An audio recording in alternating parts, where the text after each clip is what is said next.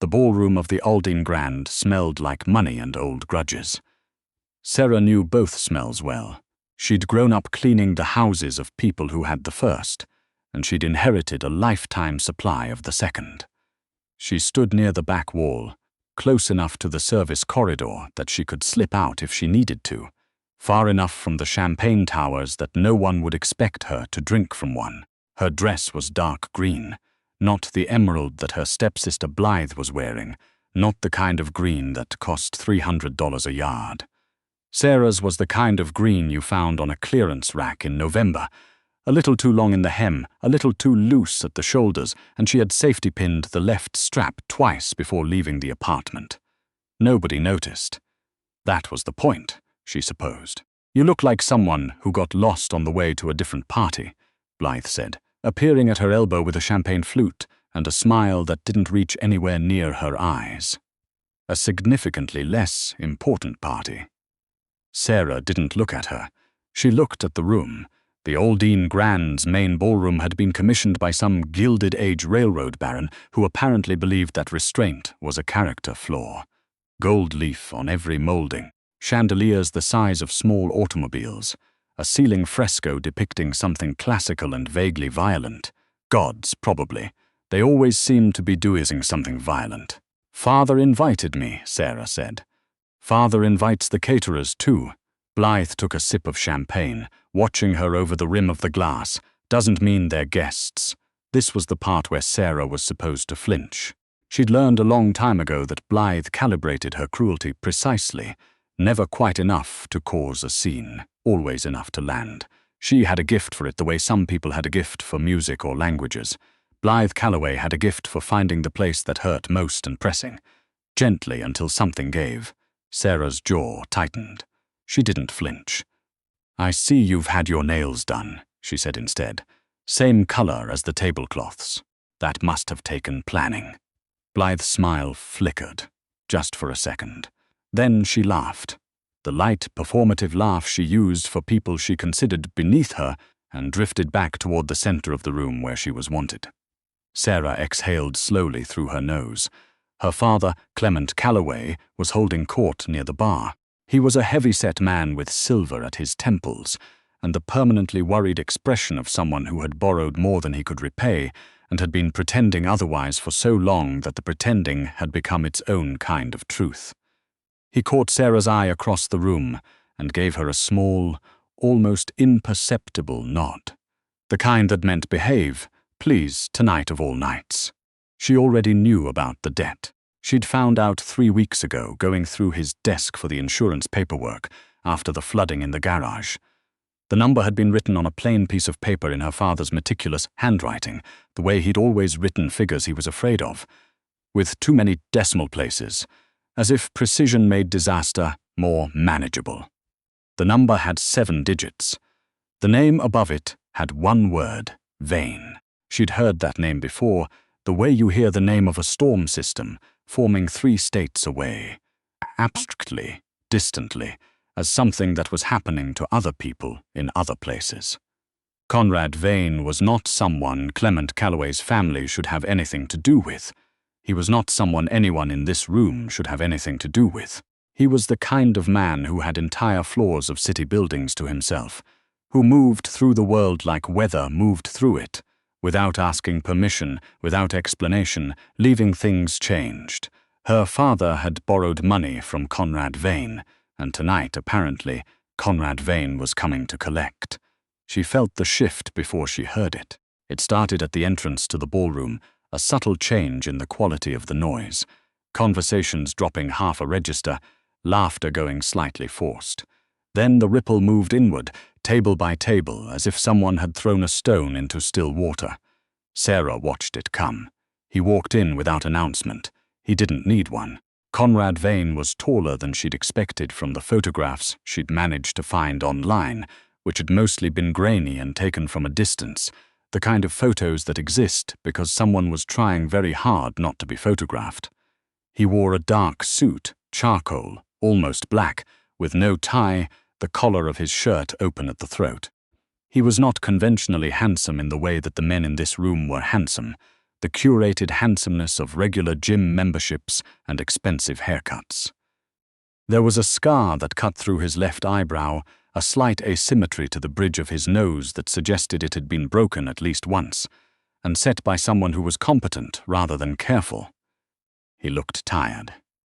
That was the thing that surprised her most. Not the scar, not the breadth of his shoulders, not the way two of the men near the door shifted instinctively to give him space.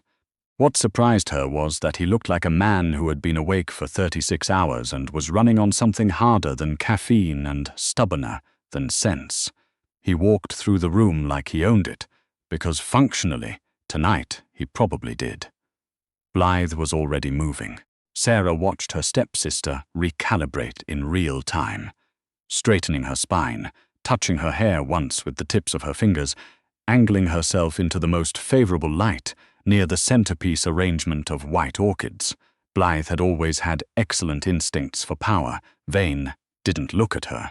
He walked past the orchids, past the champagne towers, past the cluster of men her father did business with who were trying to catch his eye and pretending they weren't. His gaze moved through the room the way a surveyor's level moved, methodical, unhurried measuring. It stopped at Sarah.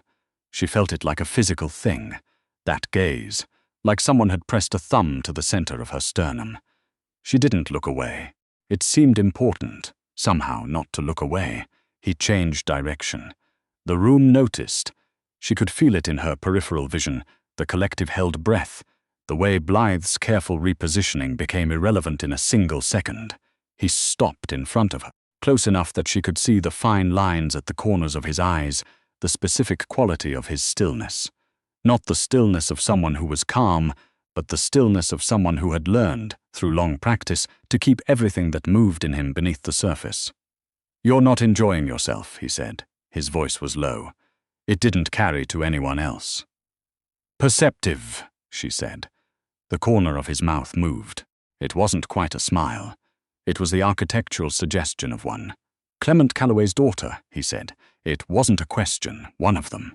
She tilted her chin very slightly toward where Blythe was standing, statue still now, watching. "The other one's over there. She dressed for the occasion. I can see that." He didn't look at Blythe. "What do you do, Miss Calloway?" "Bookkeeping. For a shipping company in the garment district." She paused. "Small operation. Nothing interesting. Bookkeeping," he repeated as if the word meant something different to him than it did to her. "Numbers," she said. "Columns. Figures that have to balance at the end of the day. It's not glamorous." "No," he said. "But it's honest." The way he said it made her look at him more carefully. There was something in the word honest that had weight to it, a specific gravity, like he was using it in a context she didn't have the full language for. "My father owes you money?" she said. Something shifted in his expression. Not surprise. She didn't think Vayne did surprise, not visibly, but a kind of recalibration, a slight sharpening of attention. "Most people in this room owe me something," he said. "That's not an answer." "No," he agreed. "It's not." Silence. Around them the party continued with determined irrelevance. Someone laughing too loudly near the bar, a string quartet beginning a piece that nobody was listening to, the clink of crystal and the low hum of cultivated conversation. But inside whatever small space existed between Sarah and this man, there was a different kind of quiet. "Your sister," Vayne said finally. "She's been trying to get my attention for the last 4 minutes. I know, you're not. I'm aware of that too." He looked at her for a moment. That measuring look again, the surveyor's level. "I'd like you to join me for dinner, Miss Calloway," he said. "Not here. Elsewhere. Tomorrow." She stared at him. "You barely know my name." "I know your father's ledger is 3/4 fiction," he said. "I know someone has been altering the figures he sends me, and it's not him. The handwriting changes on the pages that matter. I know you do bookkeeping." He paused. "And I know you looked at that scar on my face and didn't pretend you hadn't seen it." Sarah's hands were very still at her sides. "Dinner," she said, "to discuss a business arrangement." "What kind of business arrangement?" "The kind where I don't collect what your father owes me in ways that would be inconvenient for your family," he said, "and in exchange, you spend some time looking at some numbers that have been bothering me. It was the most threatening offer anyone had ever phrased as a dinner invitation. "And if I say no?" she asked. He reached into the inside pocket of his jacket and produced a card, plain white, a phone number, nothing else. He held it out to her. "Then you say no," he said. "I don't negotiate with people who aren't at the table." She took the card. He nodded once, very slightly, almost formal, almost respectful, and walked back through the room. The ripple moved again, outward this time, conversations resuming, people pretending they hadn't been watching. Blythe appeared at her side within 30 seconds. "What did he say to you?" Her voice, a quality Sarah had rarely heard in it, something that wasn't quite composed. "What did you say to him? Why did he come to you and not?" She stopped, collected herself. "Sarah, I'm talking to you." "I heard you," Sarah said. "Then answer me." Sarah looked down at the card in her hand. The number was written in ordinary black ink, straightforward. The kind of handwriting that said, "I don't need to impress anyone with my penmanship." "He wanted to know about the weather," she said. She left Blythe standing by the orchids. She didn't sleep. She lay in her apartment, 600 square feet in Ridgewood, the radiator that knocked twice every hour all winter, the window that faced a brick wall. And she looked at the ceiling and thought about 7 digits written in her father's careful hand. The name Vayne had a specific meaning in certain parts of the city. She'd grown up knowing the perimeter of it, the way you know the boundary of a dog's territory, not from personal experience, but from the way adults around you changed their behavior when they got close to the edge. You didn't say the name too loudly. You didn't ask too many questions. You didn't owe Vayne money if you could help it, and if you already did, you paid it back precisely on time, and you thanked God there was a time. Her father had not paid it back on time. Her father had been altering the figures. She'd known, of course, on some level, for longer than she'd let herself admit. The inconsistencies in the statements he'd shown her over the last year, small things, subtle things. The kind of things that passed unnoticed if you weren't in the habit of reading numbers the way some people read faces. She'd noticed. She'd told herself she was wrong. She'd told herself again when the evidence got harder to ignore. She'd found the actual ledger in the desk drawer under the insurance papers. The real numbers were worse than the falsified ones. At 4 in the morning, she gave up on sleep and made coffee and sat at her kitchen table with a legal pad and worked out what it would take to audit the kind of organization she assumed Vayne ran. She'd audited small companies, sole proprietors, a restaurant group that had 3 locations and a significant cash flow problem. She'd never audited anything that might technically constitute a criminal enterprise.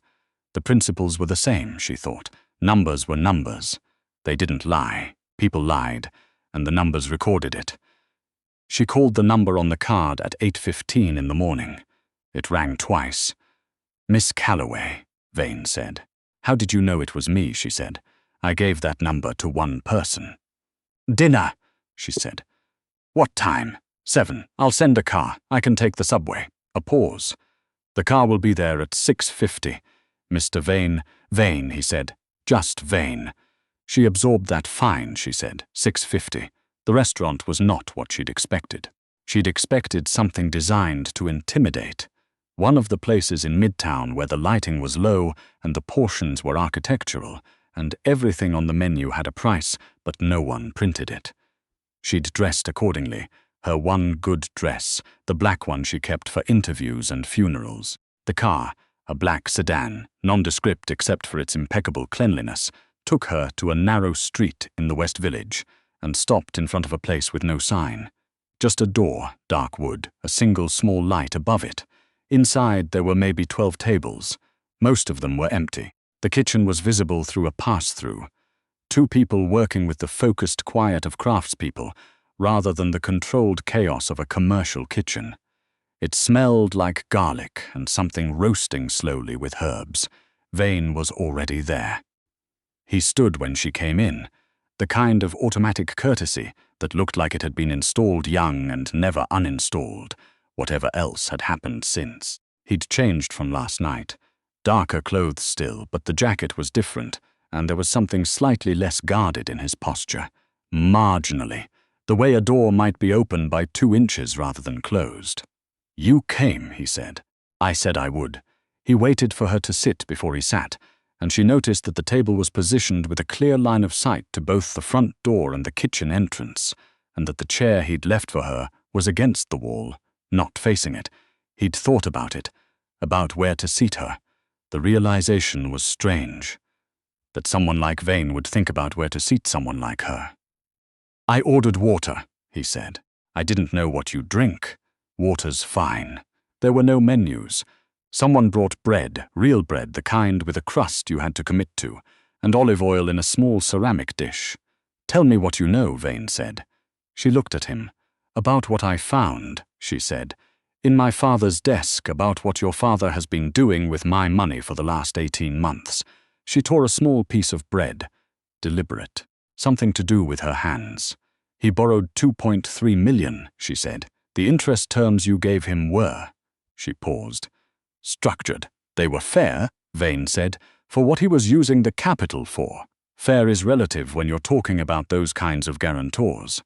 His jaw tightened, just slightly. The ledger he's been sending you, she continued, is missing approximately $400,000 over 14 months.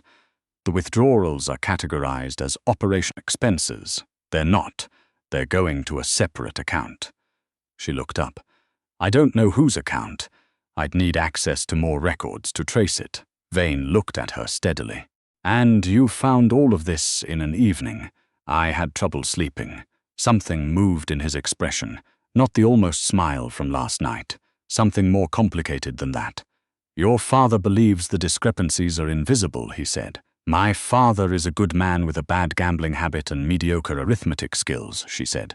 And no, I don't know that he knows they're there. Someone else may be using his accounts.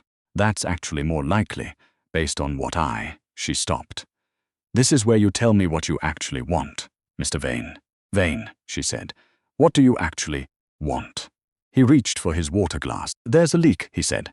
In my organization. Money leaving in ways that the people responsible for tracking it haven't been able to find. Not for 3 months. He paused. My people are very good at violence and logistics. They are not, generally, good at forensic accounting. And you think I am? I know you are, he said. I had someone pull your employment history before I walked across that room last night. She stared at him. You worked for Mercantile Group for 4 years, he said. You found a systematic fraud that their own compliance department missed for 2 years. You reported it to the SEC instead of taking the settlement they offered you to stay quiet. You lost your job over it. He looked at her.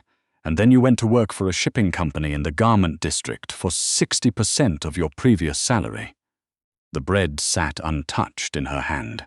You pulled my employment history, she said. I needed to know who I was talking to, before or after you decided to walk across the ballroom. A pause. Before, he said. She put the bread down. If I do this, she said, I want 3 things. First, my father's debt is restructured. Not forgiven. I'm not asking for that. Restructured in writing, with terms I can actually read before he signs them. Second, whatever I find in your books, I report to you and no one else. I'm not your informant. I'm an accountant doing a job. Third. She stopped. Third, he said. Third, when this is done, it's done. I walk away, my father walks away, and whatever I've seen in the process stays in the room where I saw it. Vayne regarded her across the small table. Outside through the single window, the West Village moved past in its ordinary evening way. People walking dogs, a couple arguing gently about where to eat, the distant sound of a bus. Those are not unreasonable terms, he said. I know they're not. You negotiated quickly. I had trouble sleeping, she said again. This time, something that might actually have been the beginning of a smile crossed his face. Quickly, gone before she could be certain it had been there. All right, he said. Miss Calloway, Sarah, she said. He looked at her. You said just Vayne, she said. I'm saying just Sarah. He nodded once. Sarah. He said her name like he was testing the weight of it. We have a deal. The files came 3 days later, not delivered to her apartment. She'd half expected someone to show up at her door at midnight with a briefcase, which was clearly too many crime dramas. Instead, a courier arrived at her office at 11 in the morning with a sealed package, and a card that said only conference room, 4 p.m., address below. The address was in Tribeca. She arrived 3 minutes early. The conference room was on the 14th floor of a building that looked, from the outside, like a moderately successful import business, and was, from the inside, something significantly more. The floor was too quiet for commercial office space. The people she passed in the hallway moved with the contained purpose of people who were used to not being asked questions and not asking them. Vayne was already in the conference room. There was another man with him, younger, close-cropped hair, the kind of build that suggested he spent a meaningful portion of his life being prepared to physically intervene in situations. He stood near the window and didn't introduce himself. On the table, 3 years of financial records, printed, organized, indexed. She pulled out her chair and sat down and opened the first folder. She didn't look up for 2 hours. Vayne stayed. He read something on his phone, answered a phone call in low, clipped sentences in what she thought might be a second language but couldn't identify, and at some point had coffee brought in without asking whether she wanted any. She drank it without acknowledging it, which seemed to be acceptable. The leak, when she found the first trace of it, was elegant. She almost admired it. "Here," she said. She turned the folder and pushed it across the table to him. "These 3 vendors. They're real. You'd know the names, they're legitimate. But these transaction dates don't line up with your delivery records. The invoices are right, the amounts are right. But whoever created them mixed up the billing cycles for Q2 and Q3, and the error is consistent across all 3 accounts." She paused. "Consistent errors are not errors," she said. "They're a signature." Vayne looked at the pages. Face was very still. "How much?" he said. "Just this cluster?" "About 60,000 over 8 months." She kept her voice level. "But the signature will be in other accounts too. This is one thread. I need to pull the rest of them." He looked at her. "How long?" he said. "If I have full access to everything and no one asks me to stop halfway through?" "A week. Maybe 10 days. The man by the window shifted slightly. Vayne said, "You'll have full access." She nodded. She pulled the folder back toward her and made a note in the margin, her own shorthand, the one she'd developed over years of looking at numbers that people wished she weren't looking at. "I need to ask you something," she said without looking up. "Ask." "The person doing this," she paused. "They're inside. Someone who knows your billing cycles, your vendor relationships, your organizational structure well enough to route this through legitimate channels. You know that?" "I know," he said, "which means when I find who it is, it's going to be someone you know." Silence. "Yes," he said, "it is." She looked at him then. He was looking at the page she'd turned over to him, but she didn't think he was reading it anymore. "Okay," she said quietly. She went back to work. She found it on day 8. Not one person, 2, a paired system, the kind that required someone on the inside and someone adjacent, close enough to know the rhythms but separate enough to have clean hands on paper. The second name made her stomach drop. She sat with it for 20 minutes before she called the number. "I'm at the office," she said when he answered. "I need you to come in." He came within the hour. She had everything laid out on the table. The documentation, the timeline, the mapped transaction routes. 7 months of patient misdirection, executed with the kind of skill that told her at least one of them had done this before, somewhere else, to someone else. Vayne stood across the table and looked at what she'd found. She watched his face. He had a very good face for not showing things. But she'd spent 8 days in close proximity to him, 8 days of watching the micro-movements that preceded decisions, the specific quality of his stillness when something cost him something. She was, functionally, a forensic accountant. She was trained to read the evidence of things that people tried to keep hidden. He looked at the second name for a long time. "How certain are you?" he said. "Completely," she said. "I'm sorry." He nodded. The muscle in his jaw moved once. "You're sure you want to know?" she asked. She wasn't sure why she asked it. It was already too late for the question to matter. "I already knew," he said quietly. "I didn't want to know." She understood that distinction. She'd lived in it herself for months, going through her father's papers and not seeing what she didn't want to see. She began gathering her documents into the folder. "Sarah," he said. She stopped. He was looking at her, and there was something in his face that she didn't have a name for yet. Something that wasn't the calculated assessment from the ballroom, and wasn't the controlled neutrality of the conference room. Something that seemed like it had come from somewhere less managed. "You could have taken the copies and walked," he said. "There were ways out of this building you could have used that I wouldn't have known about until morning." She considered that. "You'd figured out I knew." "Yes, and you thought I might run. It crossed my mind." She looked at the folder in her hands. Then she put it back on the table. "I said I'd finish the job," she said. "I finished the job." "Why?" he said. It wasn't rhetorical. She thought about it. "Because the numbers were wrong," she said, "and numbers are supposed to balance. That's what they're for." She paused, "And because my father's name was tangled up in this, and I needed it untangled."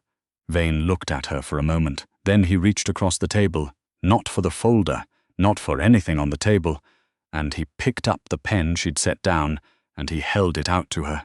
It was a very small gesture. It shouldn't have meant anything. "The restructuring agreement for your father," he said. "I had it drafted this morning. I'd like you to review it before he signs it." He paused. "You'll find the terms fair, but I'd like you to verify that for yourself." She took the pen. Her fingers brushed his. Neither of them said anything about it. She looked down at the agreement he slid across to her. The terms were, as he'd said, fair. Better than fair. There was a clause she hadn't asked for, a provision that capped the interest retroactively from the first 6 months. A quiet correction, unannounced. She looked up. "You added this," she said, pointing to the clause. "It was an oversight," he said. "In the original terms, it wasn't an oversight." He met her eyes. "No," he said, "it wasn't." She signed the witness line. The room was very quiet. Outside the window, 14 floors down, the city continued its indifferent business. Trucks and taxis, and the distant sound of someone somewhere playing something on a horn, an old standard, the kind of song that seemed to belong to a different century. "When this is done," she said, because she had said that. 3 things. "When this is done, it's done. What happens to you?" He looked at the question like it wasn't one he'd been asked before, or perhaps like it was one he'd learned not to answer. "The same thing that always happens," he said finally. "I manage the consequences. I find the next problem. I fix it." "Alone," she said. It wasn't a question. But he answered it. "Generally," he said. She capped the pen and set it on the table between them. "I'm going to take the subway home," she said, "and I'm going to sleep for approximately 11 hours, and tomorrow I'm going to go back to the shipping company in the garment district." She paused. "And my father is going to pay his debt on the new terms, and he's going to stop gambling, or I'm going to stop saving him. That sounds like a complete plan," Vayne said. "It is." She picked up her bag, stood. "You have my number." She walked to the door. "Sarah," he said. She stopped. Didn't turn all the way around, just enough. "The work you did this week," he said. It was exceptional. She absorbed that. From him, she understood. That word wasn't decoration. "I know," she said. She thought, as she said it, that she heard something. Just barely. Just at the edge of the room's silence. The suggestion of a sound that might have been the beginning of a real laugh, quickly swallowed, not quite in time. She walked out. In the elevator going down, she pressed the lobby button and stood with her bag and looked at her reflection in the polished metal doors, and she thought, the numbers balance. Not perfectly. Never perfectly. But close enough that you could see where the truth was, if you knew how to look. The elevator opened. She walked out into the city. Behind her, on the 14th floor, in a quiet conference room with 7 months of evidence on the table, Conrad Vayne stood at the window and watched the street below until he found her. The dark green coat, moving through the crowd, not hurrying, not looking back, and he watched until the distance took her. Then he picked up his phone and made the call he'd been putting off for 3 days, the one that would set the consequences in motion, and his voice was even, and his hands were still, and somewhere in the floor of the building his organization continued its complicated machinery. The numbers, he thought, looking at the table she'd left. She was right. They were supposed to balance.